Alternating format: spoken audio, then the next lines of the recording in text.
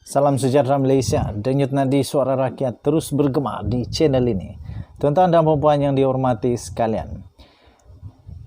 Setelah apa yang berlaku di Malaysia pada ketika ini, akhirnya Inspektor General of Police, Ketua Polis Negara iaitu Akril Sani Abdullah Sani terus membuat keputusan, membuat pengumuman yang memang mengejutkan seluruh Malaysia. Dan ini membuktikan bahawa memang kabar angin itu hampir betul-betul benar. Memang kabar angin itu hampir betul-betul betul.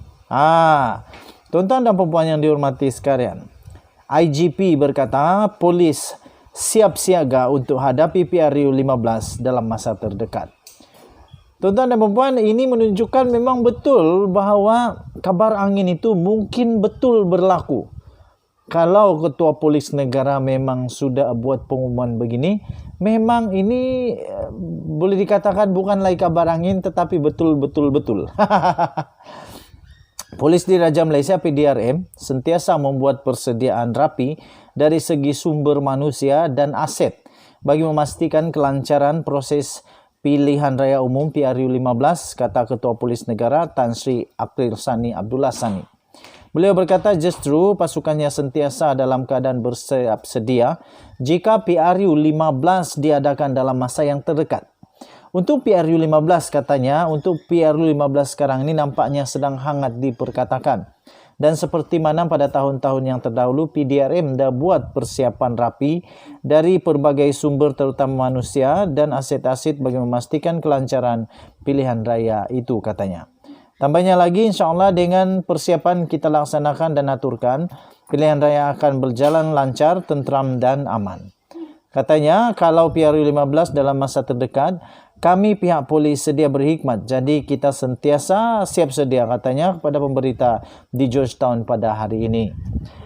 Beliau berkata demikian ketika ditemui selepas lawatan kerja ke Pulau Pinang, sempena sambutan peringatan Hari Polis Marin. Polis Marin ke-75 di Pengkalan Polis Marin, Batu Uban di Georgetown yang turut juga dihadiri oleh Pengarah Jabatan Keselamatan Dalam Negeri dan Ketenteraman Awam iaitu KDNKA, Bukit Aman iaitu Datuk Seri Hazani Ghazali.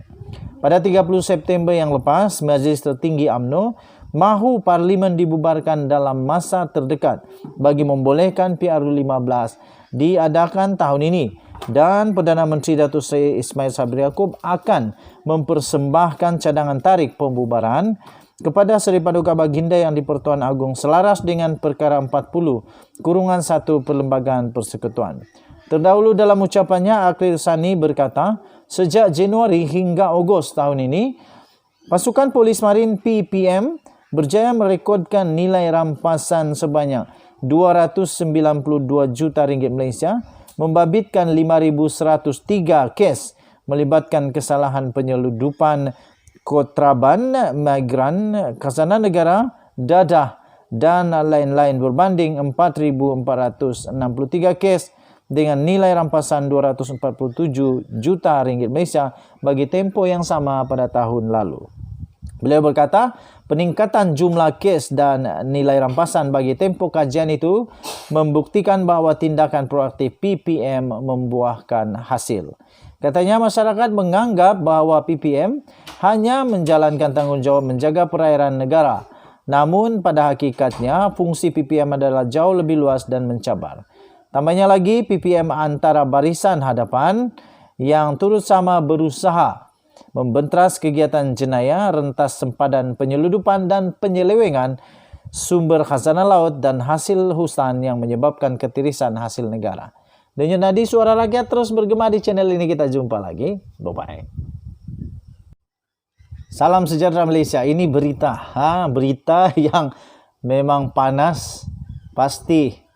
Ada yang benci, ada yang suka, ada yang melonjak-lonjak kegirangan, ada juga yang mungkin kata dalam hati, alamak habis, dah tak ada harapan lagi dah.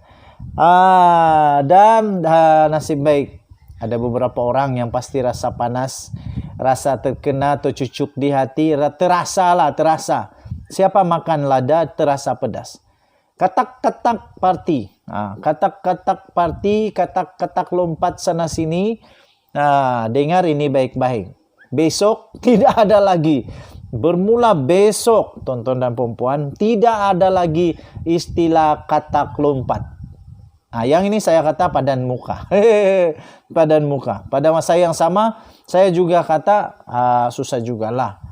Jadi bagi mereka yang memang sudah di parti itu, walaupun parti itu tiba-tiba bukan lagi pada haluan yang sebenar, kena bertahanlah di dalam parti tersebut. Apa boleh buat, kena bertahanlah.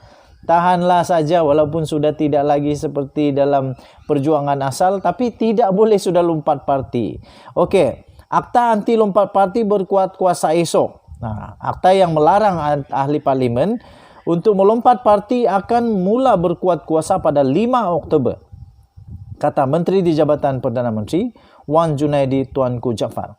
Menurutnya, perkara itu telah diputuskan selepas mendapat perkenan daripada Yang di-Pertuan Agong.